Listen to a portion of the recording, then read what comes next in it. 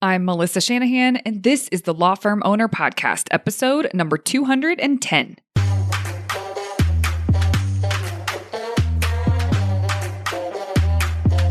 Welcome to the Law Firm Owner Podcast, powered by Velocity Work, for owners who want to grow a firm that gives them the life they want. Get crystal clear on where you're going, take planning seriously, and honor your plan like a pro. This is the work that creates velocity.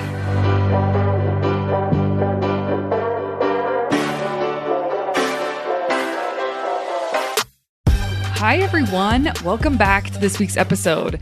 I am thrilled to have you here. It's the middle of June, which is wild to me, and time's flying. We are almost at the end of Q2, so we are working hard with our clients and members over here preparing for the strategic planning retreats to plan Q3 and beyond, but Q3 is where we really nail down the effort that is supposed to happen so that they're on track with where they really want to be and the plans that they've made that are longer game plans. So it's just an exciting time. This is what we live for over here. This is what everything is centered around, no matter who we're working with. And it's the work that lights us up. And so we're really in heaven right now, working with everyone and getting everyone prepared. I encourage each of you as listeners, if you're not a member or a private client, I encourage you to take some space to reflect so that you're very intentional about how you want to plan for and what you want to get done and the goals that you'd like to hit for Q3. You could do it all the way through the end of the year. You could do it for the next 12 months, but get very nuts and boltsy with the next 90 days in terms of the priorities that are going to be addressed. And if you have goals, you have numbers that you'd like to hit, whether that's revenue, whether that's profit margin, whether that is number of new clients, maybe each of those things, you have something you are striving for. What are you going to do to make sure that those numbers are possible? What is the effort that you're going to put forth? And your brain may come up with, I don't know at first. Do not accept that. Sit still and think and brainstorm. This is what I call super thinking. Like, think about your business and for your business and what will be the best thing for the business. What will be the best thing for the business is usually something that would be the best thing for everyone involved as well. You want to think of these things as win-win-wins. A win for the business, a win for the team, a win for the client.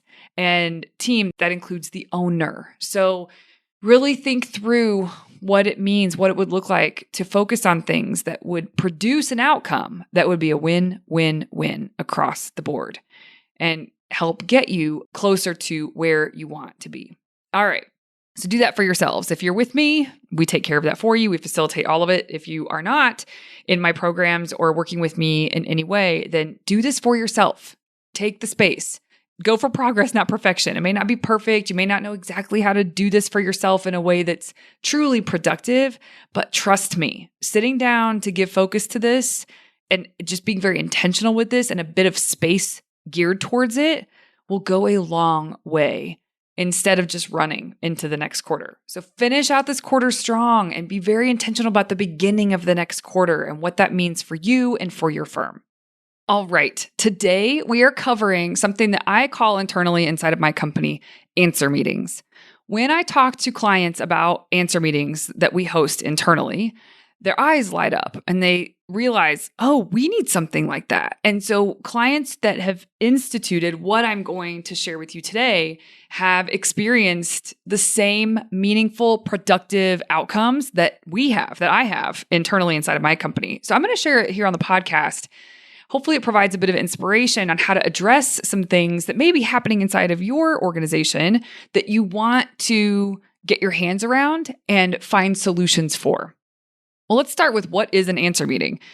An answer meeting, as I have it defined inside of my company, is a meeting dedicated to finding solutions for things that went wrong internally. And it's usually pertaining to client delivery. And now, sometimes the client could feel that it went wrong. Sometimes they can't, but it is up to us to identify where things went wrong and how do we find a solution so that those things don't happen in the future. This was born out of necessity for us. We have grown pretty quickly over the last 4 years. And with that, as many of you know, comes a wave of things you need to learn how to deal with inside of your company. So yes, of course, documenting systems and processes and making sure that we are really dialed in that area. But how this would look is, and as you know, there's an evolution to processes and to systems. So we would have one, but something would fall short. There would be something missed. And we realized, oh, something needs to be shifted here. And I would be the one dictating to the team what needed to be added, what to make sure. And over time, this really started to sound something like a message to my team that would say, hey, we should have done this before this. So make sure that those steps are documented in that way in the written procedure. Now, there was a lot of that. As time went on and as we grew and as new people came in, I found more and more of that stuff where I was having to say, hey, do this first, not this, or do this, not that. Make sure that it's reflected in the documentation. But it was a lot. It was a lot of in-between moments where I found myself saying that to the team. Now, this can be frustrating for me and also the team. For me, as you all can understand, as an owner, you start to feel like you're the only one that's catching these things. And there's many reasons for that. Like my brain is bent to look for certain things. And there was a disconnect between my understanding and the team's understanding. And I needed a place to give them a space, a container for them to think through these things in a way that I think through these things. Now, this was also sort of inspired, slow amalgamation of two ideas over the course of a few years. One was a client a few years ago that instituted fix-it meetings. That's what they called it. And if you're listening to this client, you know exactly who you are. And the fix-it meetings were for that, for things that didn't go as planned or went wrong according to the process or procedure. And they would have a meeting about it to discuss it and make sure that it got back on track. Now, there may be more to it than that, but they came up with this idea during a retreat. And it was a great idea. And I think to this day, they still have those meetings. So that was in the back of my mind. Like I really liked the idea of that. And also, if you all remember, if you've listened to the episode I did with Tucker Cottingham, and this is probably 3 years ago, I did that interview, but Tucker Cottingham, it was the founder of LawYaw. LawYaw has since been acquired by Clio. Tucker Cottingham is still affiliated with them. And at the time, they weren't. They were a startup. And he mentioned that with his team, sort of culturally, something that was kept very alive by him was this mantra or motto of fall in love with the problem. That is our job, is to fall in love with the problem. And it really stuck out to me back then, and it's been in my brain since then. Now, as my team has grown, and as I just mentioned a few minutes ago, there was a need for me to give some space so that my team can develop themselves to be more solution-oriented instead of me just telling them what the solution is and having it fixed. So what we came up with through the help of Tara Granov and her company Align was this idea of what we called an answer meeting. Now, there is a spreadsheet that we have internally that is set up so that when anything goes wrong and something just doesn't pan out the way it should have, and that could be a number of different things. It could be very, very, very small things, and it could be very big things, things that are bigger deal. And in the spreadsheet, whoever is really the owner of that area or that responsibility, in the end, it didn't go as it should have. It didn't produce in the seamless way that we want and we strive to produce. It didn't produce that result that was streamlined and efficient and really on point. So there's a spreadsheet that this person can go to where the prompts are, what is the problem? So they will just put the thing that happened that wasn't ideal. And then the next question is, what happened? Which almost sounds redundant, but like say more about that. Give more detail there. The next question is, why did that happen? And I've talked to them about how to fill out the spreadsheet. They should go slow. They should really think about this as they're completing it. And when I say why, root cause is what we're getting to. Like, what was the root cause of this situation? What's the why, the deeper why on how this happened? The next question, how did it affect the client? How did it affect the company? And then the final cell asks, what is the answer for the future? What is the solution to this so that this doesn't happen again? And it gives them a chance to think through it.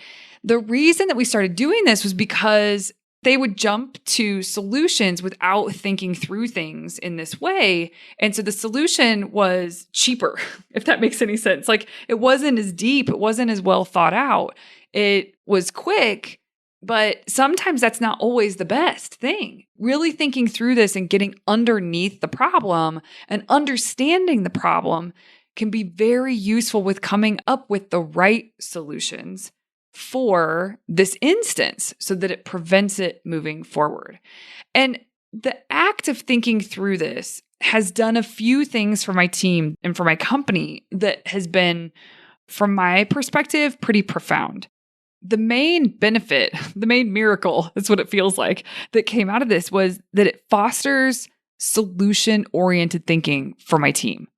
They thought that they were solution-oriented in their thinking, but this has taken it to a whole new level. And I can honestly say my team thinks differently now because they've slowed down in moments that it's important to slow down, to evaluate a problem in a way that's going to spit out a solution that is the best thing for the company. And we talked about win-win-win at the very beginning of this podcast. The solutions they're coming up with are a win for the clients, they are a win for the team, and it's a win for the company as a whole. So I've literally watched them transform over the last, I guess we've been doing this now almost 8 months.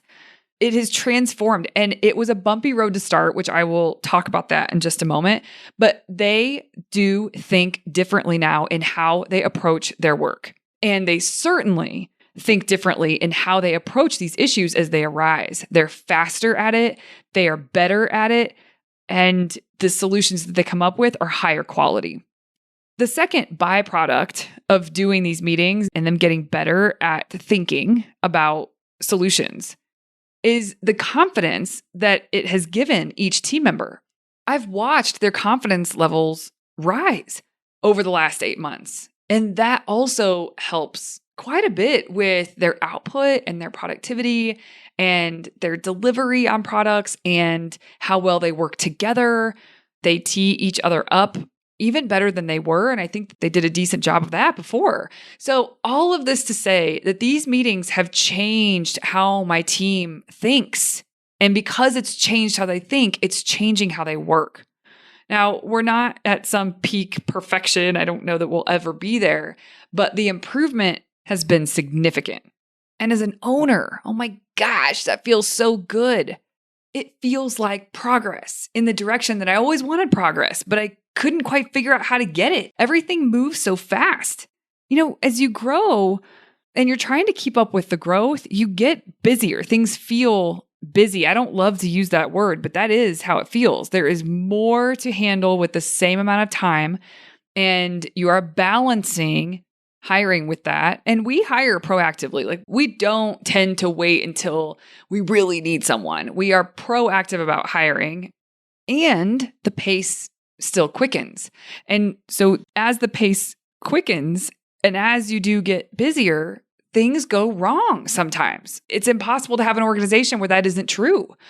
And as things go wrong, instead of me pointing it out and saying, hey, why did this happen? Hey, change this system or process. Make sure to add these steps. And actually, I didn't say that at the beginning when I was introducing the answer meetings, but one of the biggest things that was becoming a sore spot for us inside of our organization was when I would ask, why did that happen?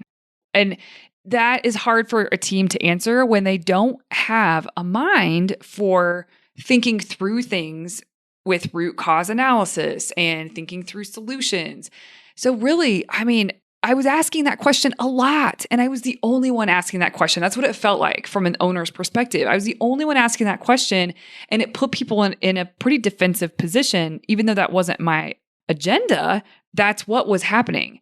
And it became very clear we need a space to foster these conversations and to help them think in the ways that I want them to think, because it is best for the client, and it is best for the company, and it is best for the team. It's a win-win-win.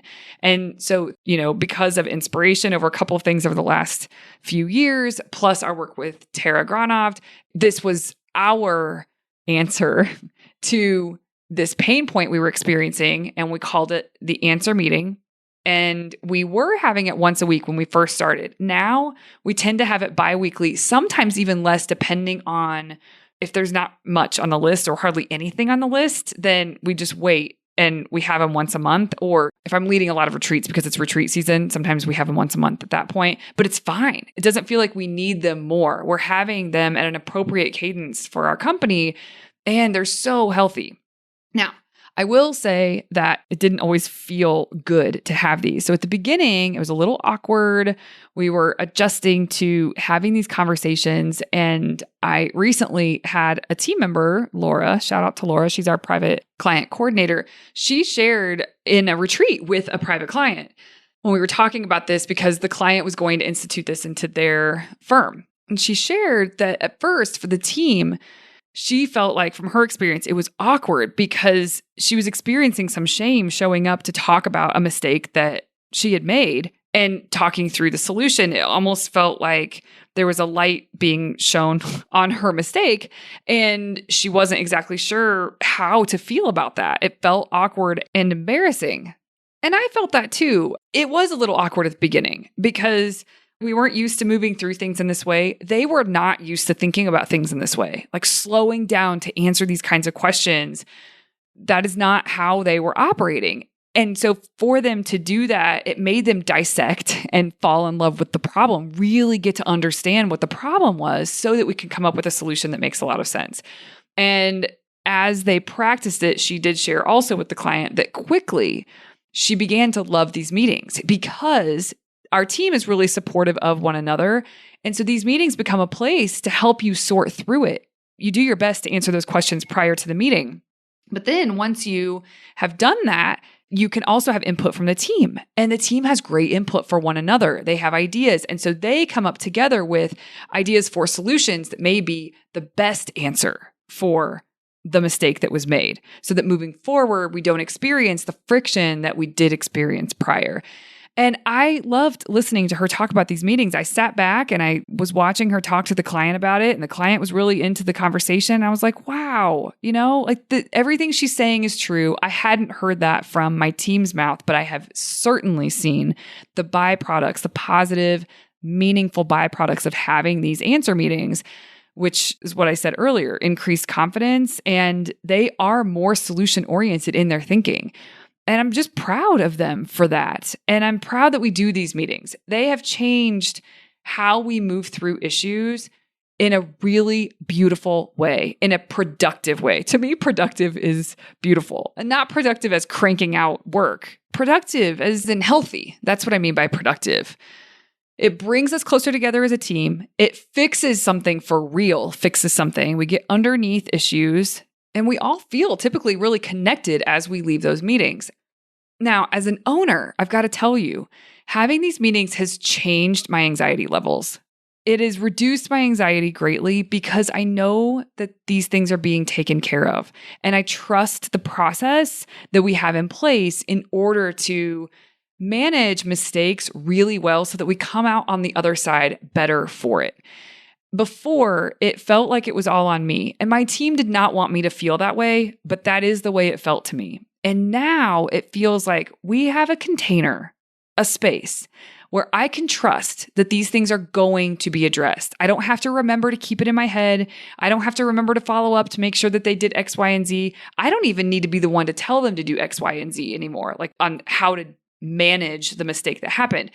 All of that they do now. I show up to the meetings and they lead the meetings. They dive in, they share, okay, this mistake happened. Here's why it happened. We realized that the template was, like they'll go into all of it and they'll go into the solutions. And it is so beautiful as an owner to have that space because you can rely on it to cover the things that stand out to you, that matter to you, and you know that they're going to be taken care of instead of you having to hold it in your head or fire it off at a meeting that you have like, hey, what happened with X, Y, and Z? It's like, that's not the place. You need a place for these things. And so for us, we've coined it the answer meeting. Oh, and one more tip I will give, because this is how we roll inside of the company. When it comes to answer meetings, there'll be times where we're talking through things or I'll realize something isn't quite right. And so I will send a message to a team member, and we use Voxer, which is a staple at our company. It is a primary method of communication. And so I will send a message through Voxer to say, hey, please add X to the answer meeting. And whoever is in charge of it does it. They go and they add it and they think through it. So sometimes I am the one that finds the mistake, but I don't need to hold it anymore. I delegate to them the thinking through it and the solution, like coming up with the solutions for it. And all I have to do is send a quick message of what I noticed. They put it on the answer meeting. And so then it gets covered in the next one. And they've always thought through all of them prior to the answer meeting. So by the time we get on the meeting, everything's been thought through. And at that point, it's just me giving the thumbs up to a solution. And the solutions are there that they've provided as they've thought through it. But the team also offers some brainstorm and support for the person who was thinking through their issue or their mistake. And I have input as well. And so then we together decide what is the best solution moving forward. And from there, it's done. So we had a lot of things on the list in the answer meeting initially when we first started these. And now every answer meeting, there may be a couple of things. And that is a true sign of it working. So there's the tangible aspect that I can see that it's working, but there's also the intangible, which is just my observations about my team members are growing. They are growing professionally. Their critical thinking skills are better. Their ability to find solutions is so much better.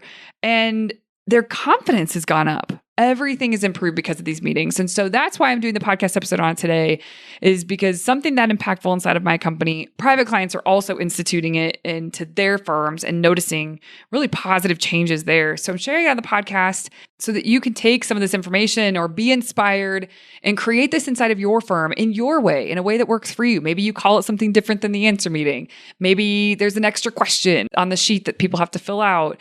But whatever it is, I hope for you that as an owner, you take something from this episode and you institute it, because it has been such a game changer for us internally. And every single company has mistakes that are made. Of course, we try to reduce those as much as possible and prevent those as much as possible. But sometimes they are going to happen. And how do we want to think about it? Culturally, how do we want to approach it? Getting something dialed for your firm could make all the difference. All right, everybody, have a wonderful week. I'll see you here next Tuesday. Hey, you may not know this, but there's a free guide for a process I teach called Monday Map, Friday Wrap. If you go to velocitywork.com, it's all yours. It's about how to plan your time and honor your plans so that week over week, more work that moves the needle is getting done in less time. Go to velocitywork.com to get your free copy. Thank you for listening to the Law Firm Owner Podcast. If you're ready to get clearer on your vision, data, and mindset, then head over to velocitywork.com where you can plug in to quarterly strategic planning with accountability and coaching in between. This is the work that creates velocity.